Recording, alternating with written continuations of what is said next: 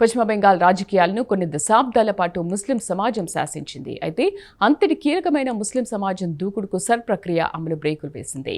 బెంగాల్లో ఎన్నికల సంఘం చేపట్టిన సర్ ప్రక్రియ అమలు కారణంగా లక్షలాది మంది ముస్లింల పేర్లు ఓటర్ జాబితా నుంచి కనుమరుగయ్యాయి. చొరబాటుదారుల పేరుతో అలాగే రోహింగ్యాల పేరుతో ముస్లింల ఓట్లను తొలగించారు. దీంతో ముస్లింల ఓట్లపై ఆధారపడే తృణమూల్ కాంగ్రెస్ పార్టీ ఆత్మరక్షణలో పడింది.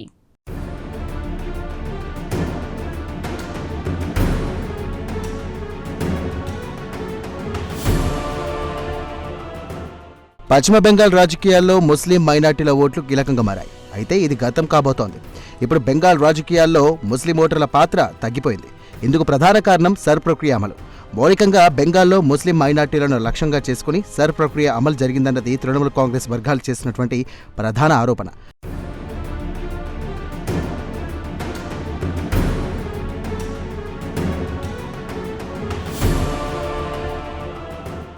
సహజంగా బెంగాల్ ముస్లింలు కొన్ని దశాబ్దాలుగా మమతా బెనర్జీకి మద్దతుదారులుగా ఉన్నారు.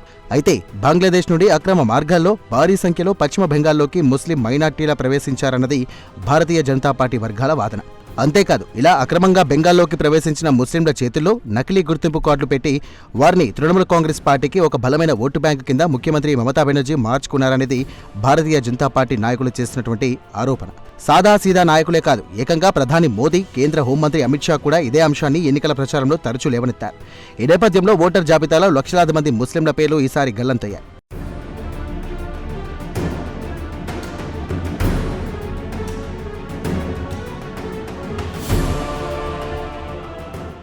అలాగే బెంగాల్ వ్యాప్తంగా అనేక నియోజకవర్గాల్లో లక్షలాది మంది ముస్లింల పేర్లను న్యాయపరమైన పరిశీలనలో ఉంచారు. అంటే వీరి పేర్లు ఓటర్ జాబితాలో ఉంచాలా లేక తీసివేయాలా అనే అంశం పెండింగ్ లో ఉన్నట్టు అర్థం చేసుకోవాలి. దీనినే న్యాయ పరిభాషలో అడ్జుడికేషన్ లిస్ట్ అంటారు. కాగా సర్ ప్రక్రియ కారణంగా తృణమూల్ కాంగ్రెస్, భారతీయ జనతా పార్టీలే ప్రధాన ప్రత్యర్థులుగా తెరమీదకు వచ్చాయి.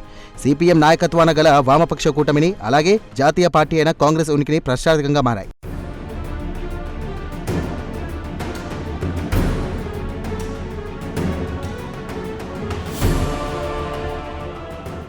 కాగా 1951 నాటికి పశ్చిమ బెంగాల్ మొత్తం జనాభాలో ముస్లింలు 19.6% మంది ఉండేవారు. అయితే ఇప్పటి లెక్కల ప్రకారం దాదాపు 33% చేరుకున్నారు. అంటే దాదాపు 7 దశాబ్దాల కాలంలో ముస్లింల జనాభా రెట్టింపయింది. 85 నియోజకవర్గాల్లో విజేతలను నిర్ణయించే శక్తి సామర్థ్యాలు ముస్లిం ఓటర్లకే ఉంది. అలాగే మరో 35 నియోజకవర్గాల్లో గెలుపోటములను ప్రభావితం చేసే స్థాయిలో ముస్లిం ఓటర్లు ఉన్నారు.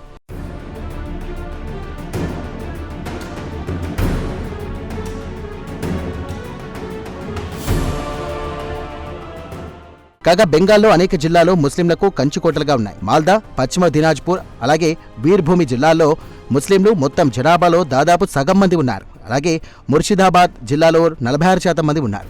అలాగే దక్షిణాన 24 పరగనాల జిల్లాలో 30% మంది ఓటర్లు ఉన్నారు. కాగా ఈ ప్రాంతాల్లో 85 సీట్లలో ముస్లిం అభ్యర్థులను దాదాపుగా అన్ని పార్టీలు బరిలోకి దింపుతున్నారు.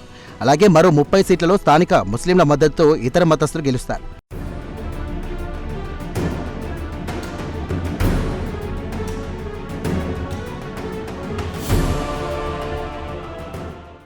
దేశ విభజన తర్వాత బెంగాల్ ముస్లింలపై అటు కాంగ్రెస్, ఇటు కమ్యూనిస్టు పార్టీలు కన్నేశాయి. కాగా తొలి రాజకీయాల్లో ఇక్కడ ముస్లింలు కాంగ్రెస్కు అనుకూలంగా ఉన్నారు. అయితే ఆ తర్వాత కాంగ్రెస్ శిబిరానికి బెంగాల్ ముస్లింలు దూరమయ్యారు. సిపిఎం నాయకత్వంలోని వామపక్ష కూటమి వైపు ముస్లింలు అడుగులు వేశారు.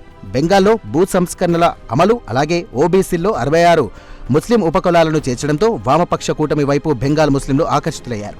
అయితే 2011 నుండి బెంగాల్ ముస్లింలు తృణమూల్ కాంగ్రెస్ వైపు మళ్లారు. కాగా ముస్లింలలోని 36 ఉపకులాలు బీసీలోకి మమతా బెనర్జీ ప్రభుత్వం చేర్చింది. అలాగే ఉర్దూను రెండో అధికార భాషగా గుర్తించింది. అంతేకాదు మసీదుల్లో నమాజులు నిర్వహించే ఇమాంలకు గౌరవ వేతనం ప్రకటించింది. మమతా బెనర్జీ వ్యూహాత్మకంగా చేపట్టిన కార్యక్రమాలు మంచి ఫలితాలనిచ్చాయి. ఈ నేపథ్యంలో తృణమూల్ కాంగ్రెస్ పార్టీకి ముస్లిం ఓటర్లు గట్టి మద్దతుదారులుగా మారారు.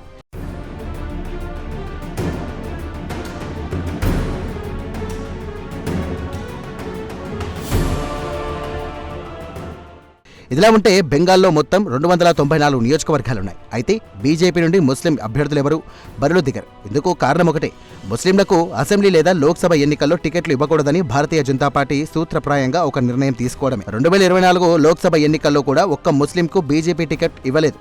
అంతేకాదు కొన్ని నెలల కిందట జరిగినటువంటి బీహార్ అసెంబ్లీ ఎన్నికల్లో కూడా ముస్లింలు ఎవరికీ బీజేపీ టికెట్లు ఇవ్వలేదు. ఏది ఏమైనా సర్ ప్రక్రియ అమలు కారణంగా బెంగాల్లో ముస్లిం ఓటర్ల ప్రాధాన్యం తగ్గిందని చెప్పాలి.